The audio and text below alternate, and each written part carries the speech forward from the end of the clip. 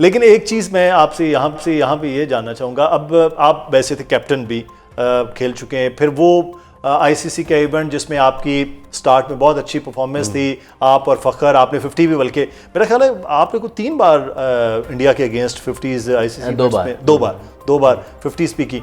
अब ये ओपनिंग एक तो बड़ा ज़रूरी है कि ओपनिंग स्टैंड बहुत अच्छा हो उसमें बैटिंग की तरफ अगर हम आते हैं, दूसरा ये है कि वैसे थे कैप्टन, ये प्रेशर को कैसे डील करना होता है इतने बड़े मैच में? I think specially before match आपके ऊपर बहुत ज़्यादा नर्व्स होते हैं, ये अंडरस्टैंडेबल है। जब तक आप फील्ड पे जाते नहीं हैं तब तक आपको ज़ाहिर बात एक्सपेक्टेशंस लेवल और फिर आपको कहीं ना कहीं होता है यार इंडिया वाले मैच में लाजमी परफॉर्म करना है, तो उसकी जो नर्वसनेस है वो रहती है। बट जब एक्चुअल मैच स्टार्ट हो जाता है तो चीज़ें नॉर्मल होना शुरू हो जाती हैं। बट आई ऑलवेज बिलीव कि अगेंस्ट इंडिया जो आपका स्टार्ट है, चाहे आप बॉलिंग करें चाहे आप बैटिंग करें, that has to be very good, क्योंकि जब आप अंडर प्रेशर गेम में आ जाते हैं एक दफ़ा ऐसे गेम में, तो आपके लिए कम बैक करना इतना ईजी नहीं रहता, स्पेशली टीम्स लाइक इंडिया। तो I think start needs to be very confident, और जो आपकी गेम है उसको आपको बैक करना है। अगर आप थोड़ा सा भी टेंटेटिव होंगे, थोड़ा सा टिमिड अप्रोच के साथ जाएंगे कि यार मैं थोड़ा सा कंसोलिडेट कर लूँ या इस तरह कर लूँ, तो वो प्रेशर आप पे बहुत ज़्यादा आएगा। अप फ्रंट आपको थोड़ा सा अटैक करना पड़ेगा। सही। साहबजादा फरहान, साइम अयूब ओपनिंग में, ये साहबजादा की तो बड़ी अच्छी परफॉर्मेंस भी हम देख रहे हैं, साइम थोड़ा टफ हो रहा है उनके लिए चीज़ों करना। अब नीचे जो है स्पेशली सलमान, फिर बाबर, आप समझते हैं फ़खर की कोई जगह बन रही है? देखिए जो कम्बिनेशन अभी इन्होंने बनाया है इसमें बहुत ज़्यादा ऑलराउंडर्स हैं जी। तो आप अगर देखा जाए तो टॉप जो चार हैं आपके, वो ही आपके मेन बैट्समैन हैं, बाकी सब ऑलराउंडर की कैटेगरी में आ जाते हैं। तो आई थिंक कि बहुत ज़्यादा रिस्पॉन्सिबिलिटी उन टॉप 4 के ऊपर है कि उनमें से एटलीस्ट 2 प्लेयर्स 50s के अराउंड स्कोर करें या एक बड़ा 50 एटलीस्ट करें, क्योंकि 170-175 is very good score in Colombo. अच्छा। तो उसको करने के लिए आपके टॉप ऑर्डर, क्योंकि जैसे जैसे गेम चलता जाता है बैटिंग मुश्किल होती जाती है, स्पेशली आफ्टर 10 ओवर्स इतना इजी नहीं रहता।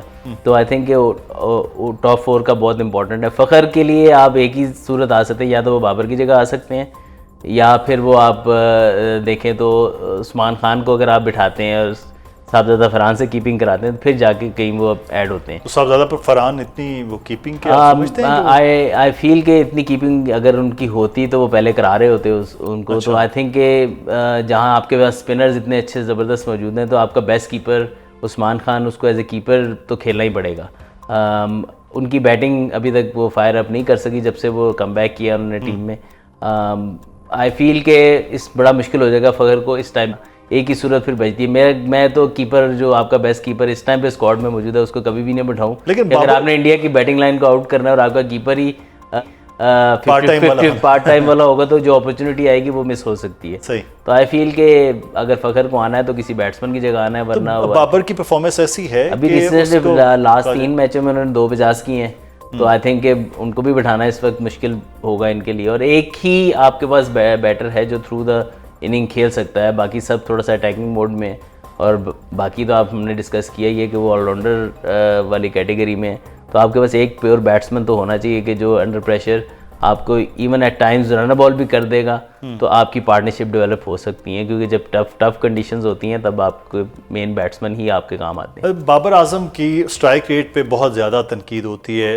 अज़हर आप ये बताएं कि बाबर का बेसिक इस टीम में इस वक्त रोल क्या है? मतलब उसको भी 180 की स्ट्राइक रेट से खेलना है, ये रोल क्या है उसका? नहीं, जो हमें समझ आ रहा है, जो देखते हुए समझ आ रहा है, आई डोंट नो कि वहाँ पे टीम मैनेजमेंट जितना प्रेस कॉन्फ्रेंस में बात उन्होंने की है वो यही है कि जो एशिया कप में भी हमें लैकिंग नज़र आई वो यही कि अच्छे स्टार्ट के बाद आपको कहीं ना कहीं हमारी विकेटें बार बार गिरती हैं, जिसकी वजह से हमारा जो टोटल है वो थोड़ा रह जाता है।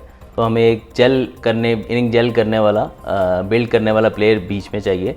तो मेरा ख्याल है उसका रोल यही है कि वो जस्ट ओवर रन बॉल भी खेले तो ही इज़ फाइन, उसके राउंड प्लेयर खेलते रहेंगे। तो आई थिंक कि वो उसका रोल है, और इन कंडीशंस में ऐसा प्लेयर आपको चाहिए जो 120-115 के स्ट्राइक रेट से भी एक इनिंग डेवलप करके दे आपको, ताकि आपके पहले मैच में बड़ी गलत शॉट खेलते हुए वो मुझे I think out of his role लगी। हाँ, मतलब बाबर की वो शॉट नहीं लग रही थी। नहीं, वो आई थिंक पिचेस ऐसे हैं श्रीलंका की आपसे एट टाइम्स नहीं हिट लगती, बट बाबर जैसे प्लेयर को थ्रू द इनिंग्स खेलना, रन बॉल चाहिए almost less than run ball, तो आप कंटिन्यू करते तो अपना भी कॉन्फिडेंस आपका बढ़ता, टीम को भी उस सिचुएशन में टीम ना जाती, क्योंकि पहला मैच हम ऑलमोस्ट लाइक हार गए थे, फ़हीम अशरफ आउटस्टैंडिंग खेल गए उस मैच में। सो आई थिंक ऐसी सिचुएशंस में बाबर को play his game and just stay out there, और एक पार्टनरशिप डेवलप करे, पार्टनरशिप भी, और एक वो कहते हैं बड़े का रोल, जैसे वो हम कहते हैं कि वो सेंटर हाफ की, क्योंकि बाकी जितने ऑलराउंडर्स बैटर्स हैं वो फिर आप खुल के अपने शॉट्स खेल सकते हैं। एग्जैक्टली। अच्छा साहब, कल का मैच सबकी नज़रें उस पर हैं, अभी प्रोग्राम से पहले भी हम उस पर बात कर रहे थे। आप खुद पाक भारत मैचेस का हिस्सा रहे हैं, ये आम मैचेस से कितना मुख्तलिफ होता है, कितना प्रेशर होता है, ख़ासतौर पे जब आईसीसी का इवेंट हो? नहीं बिल्कुल, जैसे एक्सपेक्टेशंस होती हैं दोनों कंट्रीज़ के फैंस की कि पाकिस्तान इंडिया का जो मैच है वो जीतें, और आप ये देख लें कि जब भी इवेंट में पाकिस्तान इंडिया आमने सामने होते हैं, जो उसकी वाइब है वो एक डिफरेंट ही हो जाती है। और आई थिंक ये वाला मैच और ज़्यादा अहमियत का हामिल है, क्योंकि काफ़ी चीज़ें रीसेंट पास में ऐसी हुई हैं जिसमें जब भी पाकिस्तान इंडिया सामने आएंगे तो हमें स्पेशली करंट सिनेरियो देखते हुए हमारी ख्वाहिश होगी कि पाकिस्तान मैच जीते, और वो तो हमेशा भी रहती है, लेकिन स्पेशली इस सिनेरियो में। और बड़ा अच्छा मौका है पाकिस्तान के पास कंडीशंस को देखते हुए, और जो हमने लास्ट एशिया कप का फाइनल जिस तरीके से खेला, और वो सिमिलर काइंड ऑफ कंडीशंस हो सकती हैं जिसमें शायद पाकिस्तान को थोड़ा सा अपर हैंड हो सकता है। अच्छा, कैसे? ये कंडीशन वाला बड़ा एक इम्पॉर्टेंट मामला है। पाकिस्तान के पास ये एज है कि एक ही जगह पे खेले रहे हैं, वहीं पे ना को ट्रैवल कर रहे हैं, इसका कोई एज होता है टीम को? नहीं, इस जो पाकिस्तान श्रीलंका की कंडीशन और पाकिस्तान की स्पिन बॉलिंग अटैक है, जो रीसेंट पास में अगर पाकिस्तान ने पीछे देखा जाए तो मोहम्मद नवाज़ पाकिस्तान टीम में जब से वापस आए अच्छी परफॉर्मेंस देने हैं, शादाब का जब कमबैक हुआ है, तो ये दो उनकी जो कंसिस्टेंसी है बॉलिंग में वो पहले से बहुत बेहतर हो गई हुई है। तो आई थिंक कि वो दो ऑलराउंडर्स हमारे पास मौजूद हैं, उसके साथ हमारे पास दो ट्रम्प कार्ड जो अबरार अहमद और उस्मान तारिक हैं।